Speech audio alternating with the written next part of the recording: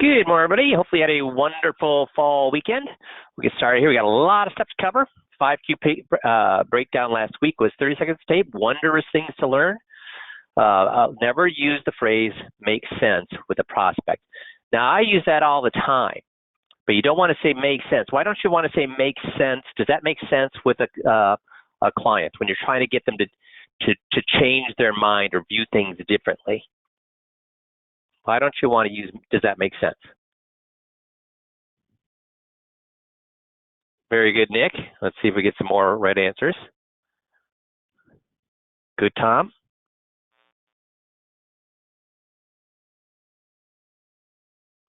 Yeah, Kevin. Yeah, you're all getting it right. It's a close-ended question. All you're getting is yes. And what does yes mean? It means nothing. Because there's four actual things that yes can mean, and all four of them give you nothing. Now, I do that with you guys because I'm usually I'm not trying to convince you to change your mind on things. I'm trying to give you information. I'm not trying to change your mind. So, and I'm assuming that you're mature enough that if you're confused, you'll say, I don't get it, or why are you saying that? So I go to use make sense, close-ended questions to get through a lot of material in a short period of time because I'm not trying to change your mind. Now, I would never, ever, ever do that with a client, though. Because do I ever think a client's agreeing with me? Do I ever think a client's looking for my opinion? Do I ever think that a client gets what? No, I don't. I'm always thinking that they don't agree with me. They don't get what I'm saying. This is all new material for them. So I'm only asking open-ended questions. And actually, we're going to talk about a little bit about that today and why that's important. So a couple of pointers here. Warren Buffett says 4 choices in life separate the doers from the dreamers. So what are those 4 things?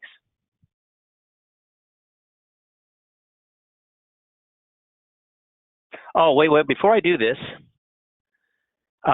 Jim said, can you tell me why that does or does not make sense? Yeah, that's a great question, Jim, because then you've taken that same question and you turned it into an open-ended question. So that's a great point, Jim. Okay, now we're going to go into what Warren Buffett says. Choose your friends wisely. This is the first thing he says you need to do. Choose your friends wisely. As much as people refuse to believe it, the company you keep does have an impact and influence on your choices. So I'll just give you a personal example of that. My son went to college, and he started hanging around with a bunch of bros who wanted to drink and party and womanize and everything else. Guess what happened to his college experience? Great social experience. What happened to the academic experience?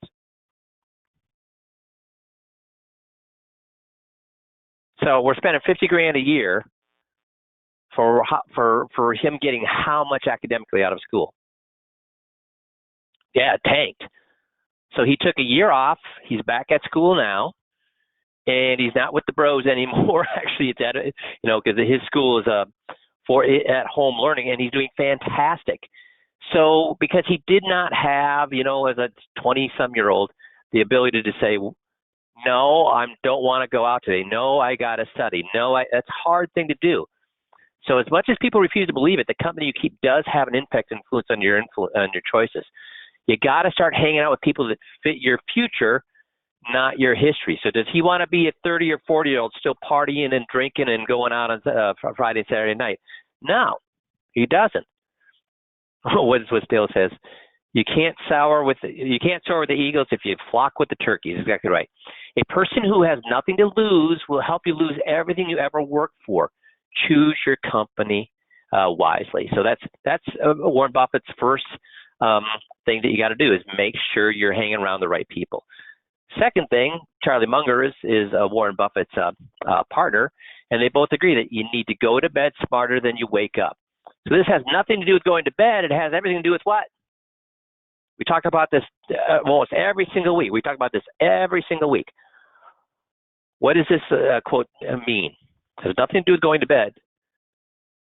Yeah, getting a little bit better every day, a little bit better at a skill, a little bit more knowledgeable, a little bit better at communication, get a little bit better every day. If you're getting a little bit better every day, we've talked about it. 1% better every day is 3 times better. If it compound 1% better a day, that's 3 times better, 300% better by the end of the year.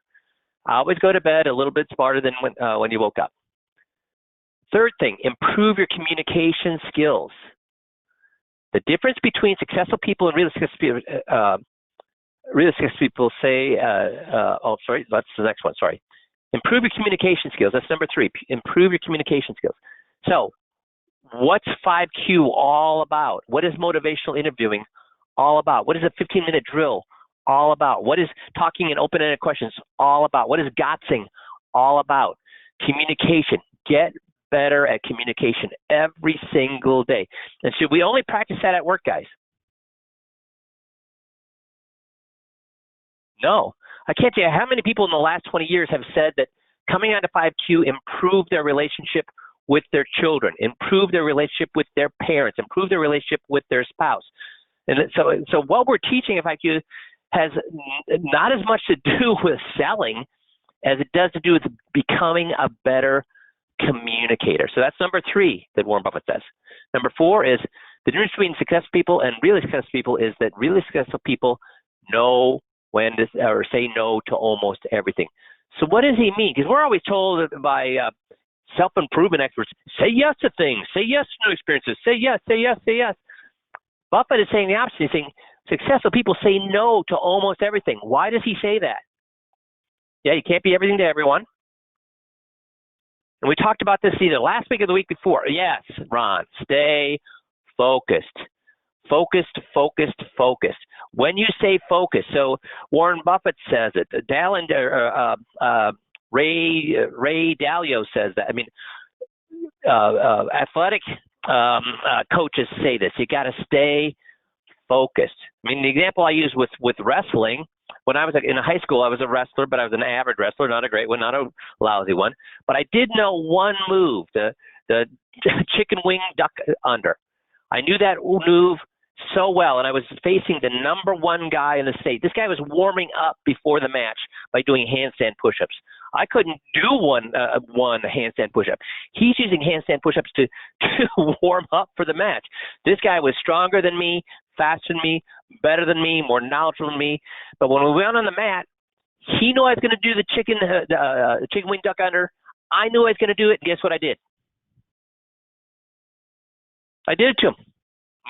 Took him down. Now, after that, he put me into a pretzel and pinned me, but I mean, because I was so good at that skill, even the best wrestler in the state could not stop me from doing that. That's how good you want to be at something. Now, we go back to, choose your friends wisely. You should also choose what you want to be good at wisely, right? So what skills do you want to be awesome at? And then focus, focus, focus on it. Does that make sense? There you go. Tom says, Bruce Lee practiced one move 10,000 times. Yeah, I mean, he could do push-ups on his index fingers. I mean, and because he did them all the time.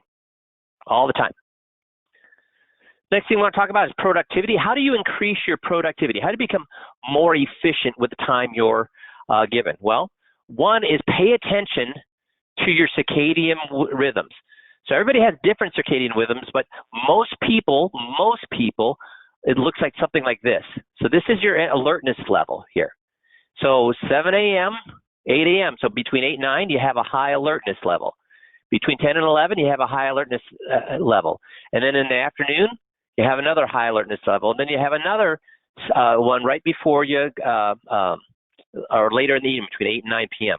So do one focused task if necessary here. It's not when you want to be working, but if you need to do something, there's another one there. So most of the afternoon, though, is in what level of alertness, what level of energy for most of the afternoon? Low. So when do you want to get all your projects done? In the morning. I'm going to do now here's the thing. I will do client-based things in the afternoon. You might be thinking, well, why would you do high alertness things with client, or why would you do client things in the low alertness times? Why do you think I would meet with clients in the afternoon?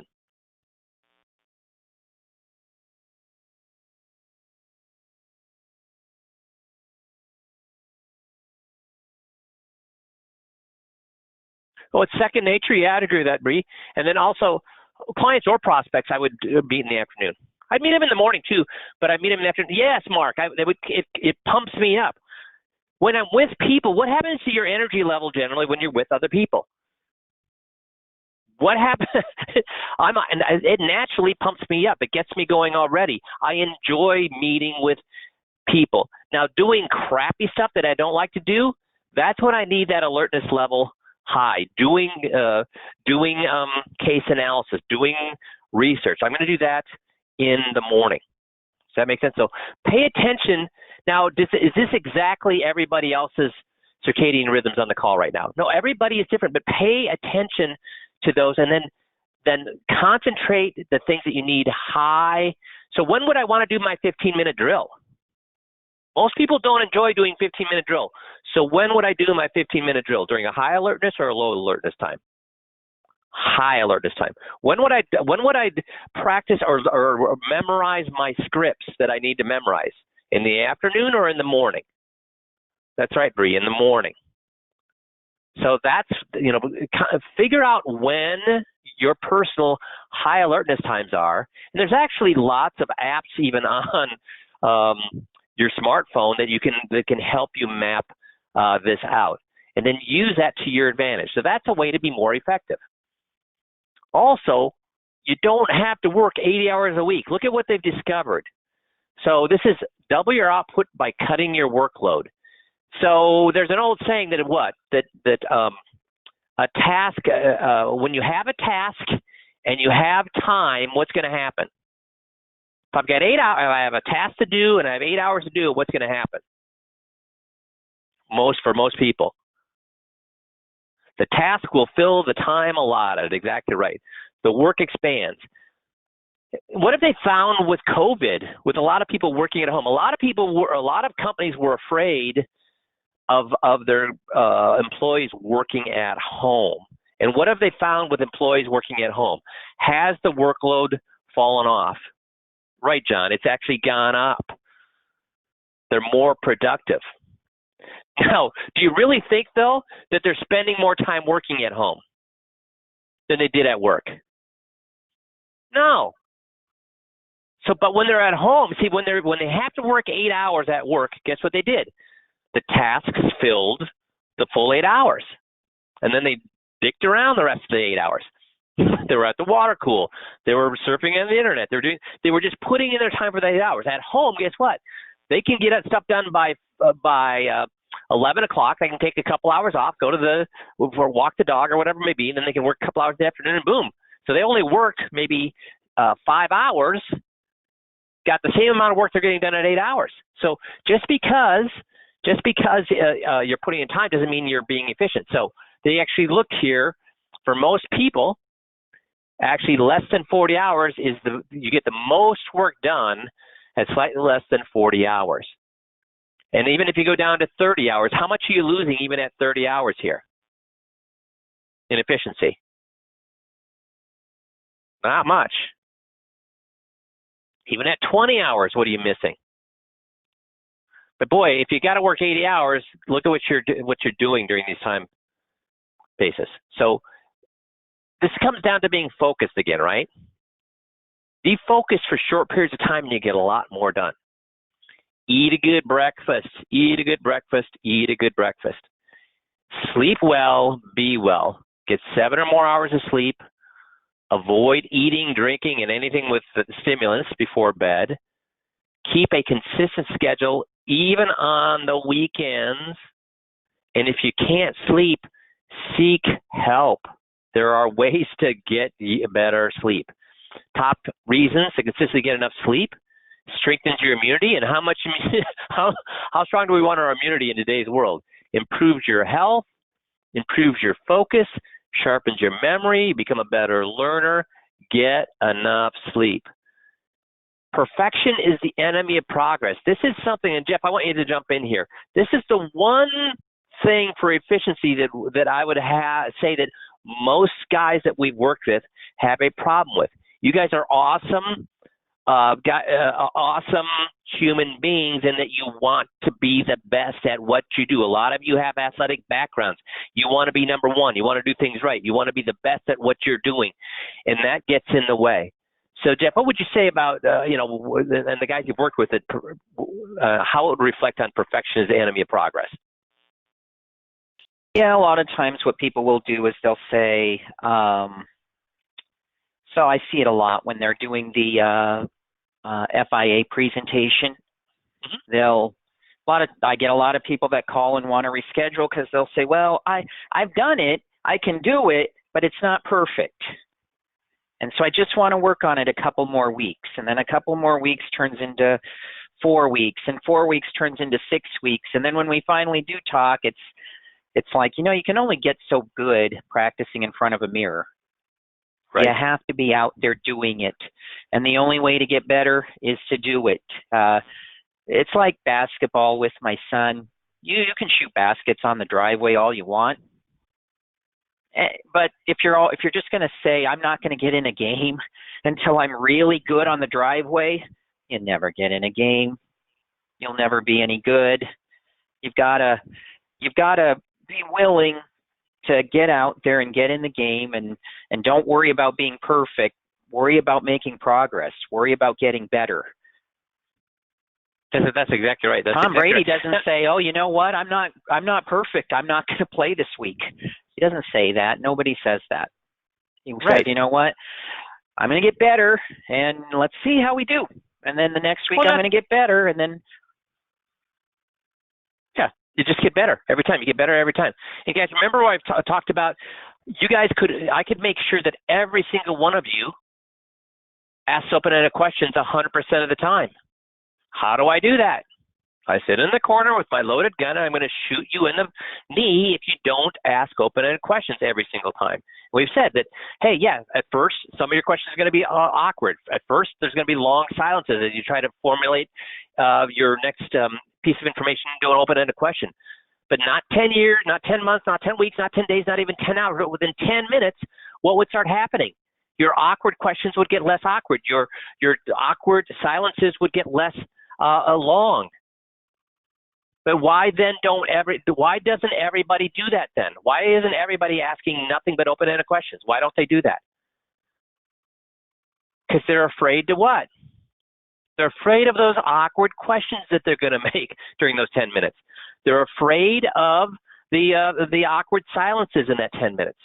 But if you can just, as Bree says, just face your fear and do it anyways, if you can do that, how quickly can you get good at a skill? Have you ever done that where you've been afraid of something, afraid of doing something, and then when you actually do it, yeah, you fail quite a bit, but how quickly do you get good at that thing that you were afraid to do for weeks or even years? Get good at it quickly. Don't worry about being perfect. You do something, and then you get better. You do something, you critique yourself, and you get better. Better. Take time for lunch. Don't eat over your desk. Don't eat while working. Take the time off. Go for a walk, a change of scenery. Why do you want to do that? We've talked about this before, where they found out how many minutes can you concentrate before you need to take a break? How many minutes? It's the Pomodoro effect. How many minutes should you concentrate before you take a break? 25 minutes, take a 5-minute break. It's the Pomodoro effect. 25 minutes, you take a break. 25 minutes, you take a break. After 3 hours, you need to take an hour break. So you take 25 minutes, you take a 5-minute break. 25 minutes, 5-minute break. After you've done that for 3 hours, you need to take a whole hour break. So this lunch is what? Should you be thinking about business during lunch? No. Walk away, get the blood flowing, as somebody said here, as Ron said, and give your brain a break. Will your brain stop working, even though you're not thinking about it? Does your brain stop solving problems, being creative, and everything else while you're taking that break? No, yeah, it's still working, but it's working on a subconscious level. That's when you have the breakthroughs, not when you're concentrating on something, but when you let the brain work a problem subconsciously. Yeah, sleeping on it. So don't eat over your work. Feel free to take a nap. Feel free to take a nap. boosts productivity and alertness, improves memory and learning, improves heart health, prevents cell damage, boosts testosterone, relieves stress and boosts the immune system, and elevates moods. Now, how long have they said you should take a nap? What's a power nap? How long should that be? How long should your power nap be?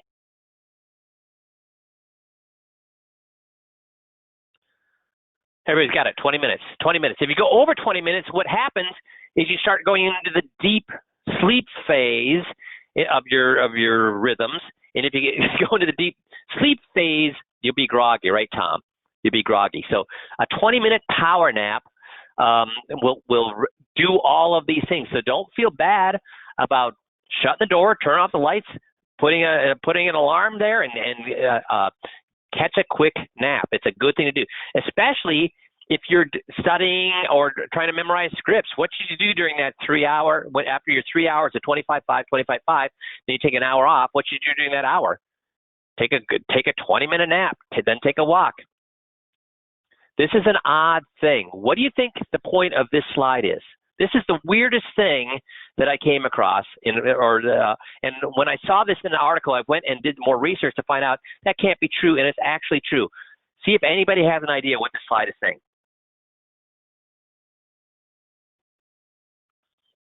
The humor helps. That's what I would guess. Actually, it's this. Look at pictures of baby animals. Why? They found that after looking at images of baby animals, participants in a study performed 44% better in concentration tasks than they did when they performed the same task before looking at images of baby animals. And it was images of baby animals as opposed to adult animals or pleasant-looking foods that caused the biggest productivity increase. And it's like, that can't be true. It's true.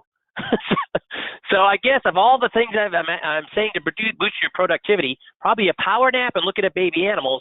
Heck, can everybody do that? Those are both things that make us feel better. Why not do that to become more efficient? And then the last thing is, I'm the biggest the next thing is I am a pot calling the kettle black when it comes to this next thing. When it comes to productivity, you should do this. And what is the point of this slide? What's the point of this slide? Yes, be organized, unclutter. That's right. Because if you have a lot of stuff laying around, guess what your mind is doing? Or I'm sorry, when you declutter, what is it helping your mind do? We just talked about it here a few minutes ago. When you declutter, what does it help your mind do? Focus, focus, focus. That's right. It helps you focus. If I've got piles of stuff, and if you look at my floor, I've got 5 piles of stuff on my floor, got 3 piles on one desk and about 17 piles on another desk. And does that help me become more efficient? It's hilarious because when I'm working on a project, guess what I do? I grab my project, go upstairs to the kitchen table or to the dining room table and spread it over the dining room table. And Michelle says, why are you up here doing this project? You have an office. So why do I take it upstairs? Because when I'm at the dining room table, guess what the only thing on the dining room table is? The project that I'm working on. Does that make sense? And then the last thing is, let's go ahead and listen to music while you're working. Now, what kind of music should you listen to? This was also an eye-opener for me. What kind of music should you listen to?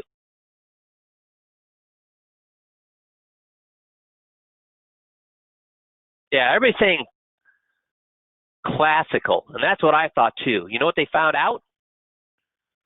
One study published at the University of Windsor in Canada looked at how listening to music affected work quality and time on task of software design specifically. The study found that software developers who listened to music finished tasks more quickly, came up with better ideas. But for a specific reason, because the music improved their mood. But guess what they found out about the music? Listen to the music you like. Listen to the music that you like. If you like headbanging music, guess what? Headbanging music is going to get you in the mood to work better. It's going to help you concentrate better. It's going to make you more creative. If you have somebody who's loves headbanging music and you make them listen to Mozart, is that going to help them? No. Yeah, that's right, Ron. It'll annoy them. So go ahead and listen to music that you like. Now, if you're working on after you've listened to the music you like, then if you're working on a project, you should do what? After it's pumped you up, got the endorphins going, take it off, because you can't multitask when you're actually working on the project.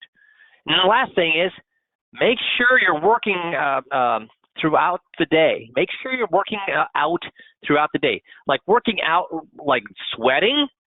No, but get your blood up. Get your blood up. Get your heart rate up continually through the day. That could be a walk. Make sure you're taking a walk around the office or a walk around the block 2 or 3 times a day. And there's lots. If you look online, there's lots of little things that you can do just to get that blood going. So you got these, for example, this is just one example of, these are not hard things to do. It's just to get your body and blood flow going again. It's a great thing to do on multiple times throughout the day. And take your vacation. I found most guys don't have a problem with this in our industry. It's more of a problem when you have a job and a boss and you're worried about climbing the corporate ladder. But do take vacation times and don't put that off. Make sense? Good. So now the main topic we want to talk about today, though, is how we talk to people and why it makes sense. So the book, Gary Nossner, Stalling for Time, My Life as an FBI Hostage Negotiator. So in that book, he talks about how to negotiate with, to get hostages, or how to negotiate with people in high stress situations. Now, this is about 10 years ago, and we had an FBI negotiator who'd retired, and he was now going in the financial planning industry. And he came up to me afterwards and says, Mike, what you're doing with motivational interviewing is what? The exact same thing we do as FBI interviewers, FBI negotiators, and FBI interrogators. Most guys, though, when they first hear me talk about this open-ended questions, continually, they say, that's not going to work. The people are going to catch on to what you're doing. The people are going to know that that's what you're doing. The people are going to say, why are you asking me so many questions? But he said, what you're doing with the motivational interviewing and then gotzing them, that's how we interrogate people. That's how we don't waterboard them to get information. Because if you waterboard them, they're going to say whatever you want them to say to have them stop waterboarding. Instead, what you do is you ask open-ended questions, and every time they give you an answer, you pat them on the back. And guess what people do when you pat them on the back? They want to talk what? When you ask open-ended questions, they want to talk more. That's right, John. They want to talk more. So it's funny because people, when they first hear what we're doing with motivation interviewing, they say, oh, that'll never work. Well, I ask them, well, what does work? Well, does arguing with people work? Just trying to show that they're stupid and you're smart, does that work? If they don't agree with you, is that going to work? And baby boomers, again, we've talked with baby boomers, guess what? If you tell them it's black, they're going to say it's what? If you tell them it's blue, they're going to say what? If you tell them it's windy, they're going to say what? They're going to constantly dig in their heels. They don't want to be told how to think. This does not work. How about explaining? Does that work? Does explaining work? Yeah, rarely. Because if you explain to a Biden supporter why they should support Trump, or you explain to a Trump supporter on why they should support Biden, is that going to work? If you explain to a guy that loves bonds why they shouldn't be in bonds, or you explain to a guy in stocks why they shouldn't be 100% in stocks, is that going to work? Does explaining work? No. What if you show them proof? What if you show them proof that you're right? Does that work? No. Why doesn't it work? What do they say about that proof? Yeah, that's right. A man convinced against his will is of the same opinion still. That's exactly right. So that doesn't work. How about saying, I'm the authority. I'm the smart one here. You need to listen to me. Did that work with the greatest generation? Yeah, it did. Are we working with the greatest generation anymore? No, we're working with boomers. Does that work with boomers? What do boomers think about authority? What do millennials think about authority? I mean, going forward, what is every generation going to think about authority? They don't trust them. So that doesn't work. So what does work according to the FBI interrogations and negotiators? What does work according to motivational interviewing?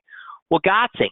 Because if all you do is ask them a question, ask them a question, ask them a question, is that having a conversation or is that interrogating them? Well, people like it if you just ask question after question after question after question. How long will they put up with that before they say, man, what's your point? What are you driving at? What's your problem? Yeah, you gotta ask an open-ended question, and then when they give you an answer, pat them on the back. And remember, when you got, what's the acronym we use for GOTS? What's an acronym we use for GOTS? That's right, APE. We agree, we parrot, and we empower. And when you agree with them, you parrot back what they say, you empower them, guess how long they're going to continue to answer your questions and how much longer they're going to talk and explain to themselves? Forever. So you got them. And also, trust is the foundation of love. Trust means you have to make yourself vulnerable. So when you make a mistake, you need to do what? When you ask a question that they can't answer, you need to do what? When they answer a question wrong, you need to do what? You need to be vulnerable in that you need to fall on the sword. That's right. You need to apologize. It's your fault they don't get it. It's your fault if they answer wrong. If it's your fault if they're confused about what you're saying. You need to be able to apologize. What do we think about people who refuse to apologize? What's it say about somebody who refuses to apologize? We're getting arrogant, jerk, a-holes, know-it-alls. That's right. And how many people want to work with those kind of people and move all their money to those kind of people? No one. And it's hilarious because first of all, if you catch yourself apologizing a lot, that's a warning sign that you got to go back and learn what you're doing a lot and spend a lot more time learning what you're supposed to do. But I've also found that when I apologize, invariably, when I apologize wholeheartedly, guess what the client does? Say, yeah, you idiot. Is that what they say? Or what do they do when I apologize? Yeah, they forgive you. They come to your aid. So I found that when I make a mistake, that's actually, just like when there's an objection, I say, absolutely, get on their side, tell them how brilliant they are. When I make a mistake and I apologize, they come to my aid, which I've used a situation where it could cause friction. Instead of friction, I poured a whole bunch of grease on the rails to make things go better. Does that make sense? Also, don't try to win. When I was making $50,000 a year, I won every single argument. When I listened to those tapes of me making $50,000 a year, it was very apparent that I was smarter than them. They knew I was smarter than them. They knew they were stupid. They knew my ideas were better than what they're doing. And what did that get me? Nothing. Motivational interviewing is all about what? Asking open-ended questions is all about what? It's a win-win. I'm just there to facilitate it. Keep your emotions in check. We've talked about this many times in the past. Self-control is essential when trying to influence someone's decision-making process. If you get angry or display frustration, if your body language says you're pissed off, you've lost already. So when there's an objection, what's the first thing out of my mouth? What's the first word out of my mouth when somebody gives? That's right. I say absolutely. That's like my pacifier. I say absolutely. Because what? And then I do what? Jump in or I slow down? Slow down. If you ever feel a meeting is going off course, what do you need to do? If you ever feel the party across from you is getting anxious, getting irritated, getting frustrated, you need to what? Slow down. Have you ever seen somebody try to argue with somebody who is speaking slowly?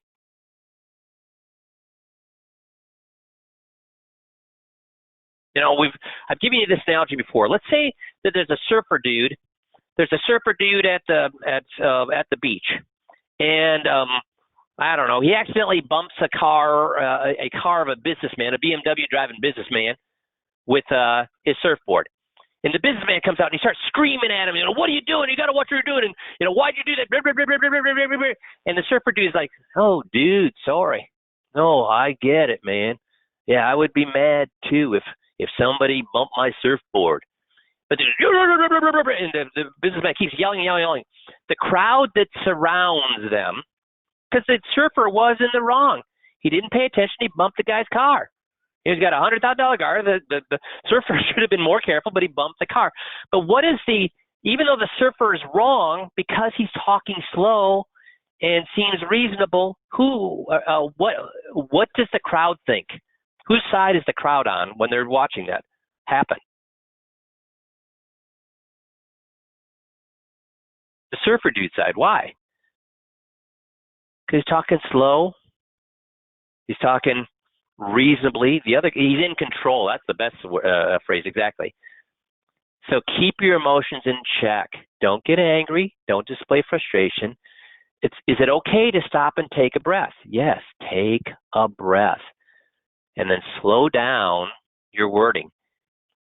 You keep your emotions by slowing down your wording. If you feel that things are getting out of control, slow down and raise your voice or lower your voice. Now, don't become patronizing, but just take the energy level down. When you take the energy level down, what's going to happen to the other people? They're going to lower it too. Number 4, be a good listener. Be a good listener. Power gazing, you look at their forehead. Social gazing, you look at their nose. Intimate gazing, you look down below their nose. Smile. Good. And then be able to walk in their shoes. Be a good listener. I just read an article where they're saying that one of the things that identify somebody as a jerk is that as soon as somebody tells, and I'm the pot calling the kettle black when it comes to this. As soon as somebody starts telling a story, and as soon as they're done with the story, what's the jerk want to do? And I'm guilty of this so many times. What's the jerk want to do? They tell a story about walking a dog. Yeah, they want to one-up them. Well, talk about going on a hike. Well, you went on that hike. Well, my hike was better. If you talk about a problem on an airplane, you think that problem's bad? Let me tell you about the problem I had on an airplane. So were they, if that's the first thing out of their mouth, were they actually listening to the other person's story? No, they were just like, I can't wait for this person to be done. That's right, they're waiting to speak. I can't wait for this person to be done so I can give them my story. So give good eye contact, smile, walk a mile on their shoes. I mean, be a good listener. Pay attention to what they're saying instead of what you're going to say next. Also, start small, the foot in the door technique, asking small requests first, then following up with a larger request. Why do we start out, guys, with the survivor's guide? Because it's the most important thing, or because it's almost a throwaway? It's benign, right? Start small and build. Just like with the FBI negotiators, do they start with the biggest thing? Or do they start with small things, non-threatening things? Would you like a cup of coffee? What would you want in your coffee? Why do they start out with that? It's non-threatening. It begins the communication process. And they found that if they're willing to give you the answer to what they want in their coffee, it allows them to ask even a little bit what? Bigger questions. If they're willing to ask even a little bit bigger questions, then a bigger question, then a bigger question, They ask. They don't go for the throat. They start out with things that are non-threatening. They build from there. Give to receive. Also, why is he giving him coffee right up front? This guy is in the FBI. He's being interrogated, and the FBI guy is acting like his waiter. Why? You got to give before you get. You got to give before you get. And the power of words. Harvard communication specialist says, in today's fierce competition, you won't differentiate through technical knowledge. That's done through relationships you build. And again, I don't think we can hear this enough because even I still hear it on tapes. Jeff, what are we told by research about jargon and about the fact that we tell people how smart we are and how many degrees we have, and by really trying to show people our expertise? What does the research show about the effectiveness of us trying to show how smart we are with our degrees and our language and our mastery of a topic? It doesn't work. Basically, what people gravitate to or who they believe is the person who can explain it in layman terms. So if you can explain it in a way that I can understand it, then I think you're smart. If you can't explain it in a way that I understand it, I think you're just trying to pull the wool over my eyes. Why do we use stories, guys? Why do we use analogies? And with our analogies, do I ever use golf as an analogy? Why do I not use golf as an analogy, ever? In my stories, why don't I use golf in my stories, in the scripts? Does everybody golf? Yeah, that's right, breathe. Not all of us golf. So when we tell stories, does everybody fly on airplanes? Does everybody get gas? Does everybody use a doctor? Does everybody know what a brother is? So we use things that everybody can relate to. In Maslansky and Partners, in their breaking research on baby boomers and the language of trust, selling ideas in a world of skeptics, they basically are saying that we got to stop talking and listen. And Frank Luntz, many of you people will probably understand or know who he is, especially if you're into politics, because he's a huge political operative, and he's done tons of research on how people think and what works when when we communicate with people. And he's done a lot of research where he's actually been in presentations, and he's had people dial, I don't like what they're saying, I'm neutral to what they're saying, or I'm very positive about what they're saying, to find out what works and doesn't work. And one of the things that does not work is arrogance. So I just had a gentleman, one of the advisors, say that he watched somebody who's promoting their marketing things, and these people want to do the presentation for you. And the advisor walked away from them because he said, geez, they spent the first 20 minutes doing what? What do you think they spent the first 20 minutes doing that the advisor just said, I am working with these people? Talking about themselves. Exactly right. Talking about themselves, how smart they were, their education level, all the degrees that they had, and blah, blah, blah, blah. With our presentations, obviously with COVID, we haven't done them for a while, but with the presentations that 5Q give you, do we ever start a presentation with how long we've been in business, with how many degrees we have? What do we do with the presentation? We get right into it. Now, we have all those things in the preamble. We have them in the slides that are going through, that are flipping while we're waiting to start. But once we start, do we spend any time talking about ourselves? No. My name is Mike Kaslik. I have a planning practice here in town. If you want any more information, you can look me up online. But let's get into it. Boom. Because the more you talk about yourself, you sound arrogant. You don't want to sound arrogant. Now, do I sound confident when I'm presenting? Yeah, they're going to judge you like Jeff just said. They're going to judge you on, do you communicate an idea in a manner that I can understand? That's how I'm going to judge you, not based on how smart you think you are. Make sense? They also said, slow down. Financial advisors need to think about what they're saying and slow it down. So we're hearing the FBI negotiation. We're hearing motivational interviewing. We're hearing Maslansky Partners. They're all saying what? Slow it down. So when I'm talking to you guys, I talk fast, right? I've been told for my whole life, you talk so fast, you sound like a slick sales, slick sales oil or snake oil salesman. But when I'm with a client, when I started making $1 million a year, how fast do you think I talked?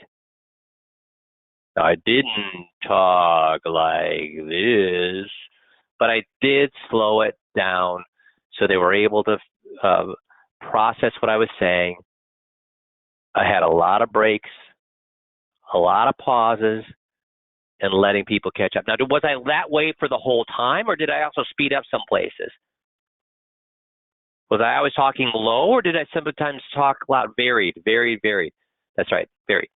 Financial advisors tend to be type A personalities, so they push information, push numbers, push solutions, rather than pulling. You want to pull, not push. So what does this mean? Pull, not push. How do we pull with 5Q versus push? Questions. That's right, David. Questions. Open-ended questions. Your approach should avoid selling and instead advise so the client makes their own decisions. Open-ended questions. They make their own decisions. High net worth people don't want to be sold to. Get clients to tell personal stories. This gets them to elaborate on the things they might otherwise not want to talk about. In working with difficult people, Harvard-trained communication experts said, put yourself in their shoes. Again, over and over and over, are we hearing the same exact advice, no matter what expert we're talking to? You see the same advices over and over, and is this exactly what we're teaching you with 5Q? You're far more in control of any conversation when you're asking good questions rather than promoting yourself. See, they're all experts coming at the problem of that we address, which is getting people to change their minds about what they're currently doing, but they're all coming up with the exact same advice. Paradoxically, using jargon doesn't come over as very sophisticated. Instead, it appears almost as if you're hiding behind it. Instead, you want to tell stories and let the client tell you the story that makes the point for you. If you must use jargon, help the client understand the terms first. So when I'm talking about correlation, what little keyword and tricky phrase do I use when I get into correlation? For example, what do I say when?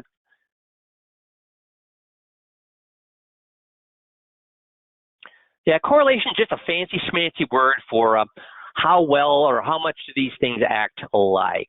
See, I use a fancy schmancy. That's very good, Nick. Fancy schmancy. Why? Because I'm saying, yeah, I know it's a 10-letter word that really that you could get by just saying, hey, I don't want all your eggs in one basket.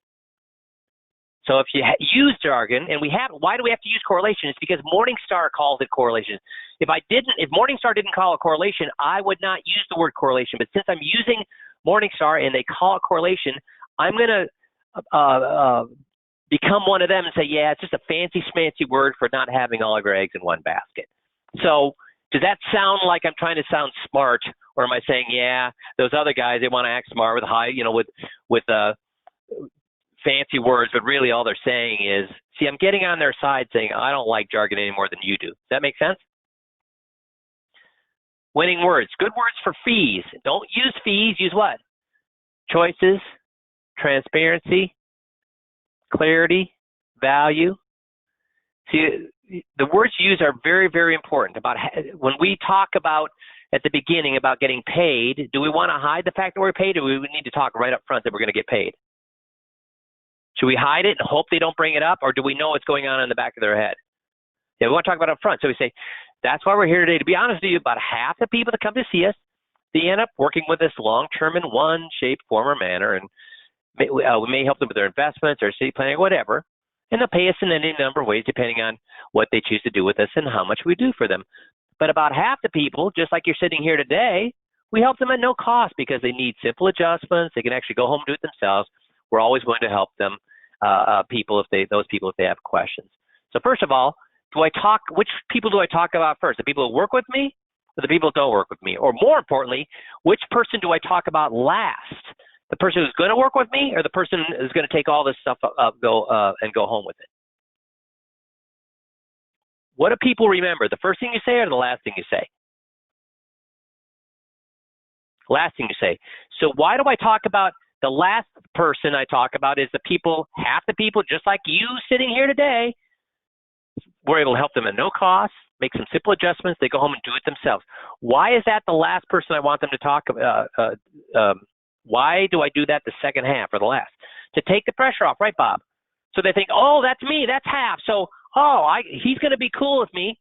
He even said that I'm probably that person because he said, just like you're sitting here today, I'm going to be that person that gets to go home and do these things without actually having to move to this guy. It's taking the pressure off. Does that make sense? You should replace the word sell or sold with help to acquire, get them involved with. Replace contract with what? Paperwork, agreement, form, because contract sounds like what?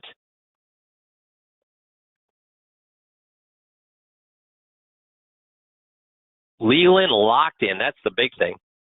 A lot, heavy, handcuffs. Yeah, you guys are good description. The paperwork, agreement, form, see how much less threatening those are than a contract? Instead of buy, you want to use the word what? Own. Replace deal. Deal has a, what does deal sound like? Salesy, yep. Car salesman, yep. Used cars. You want to use opportunity, arrangement. Replace appointment with what? Does anybody like appointments? We associate appointments with what? Fun things or not good things? Yeah. Doctors and dentists, not necessarily a fun thing. So appointment is visit, get together, meeting, our next get together, our next visit, not our next appointment. Make sense? Words are important. Can words totally change? I mean, will people have the same emotional response to appointment as they will to a visit, to a get together, to a meeting, or totally different emotional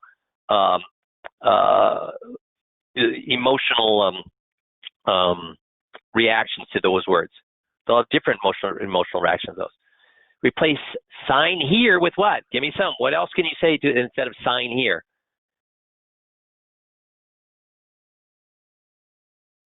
Very good. Approve. That's the number one. Yep. Very good. Autograph is a good one. Yeah. Okay. Etc. So the main thing to get from this is guys, the stuff we're teaching with 5Q is because Jeff is saying it's the right thing to do, because I'm saying it's the right thing to do, or because why?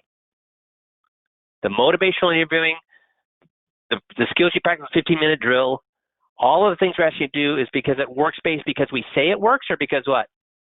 It's human nature. It works, like Ron Tom say.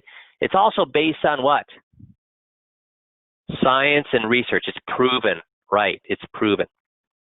Make sense? Coolio. Well, you guys have a fantastic rest of the week, and we will talk to you all next Monday. Thanks, everybody. Appreciate you. Bye-bye.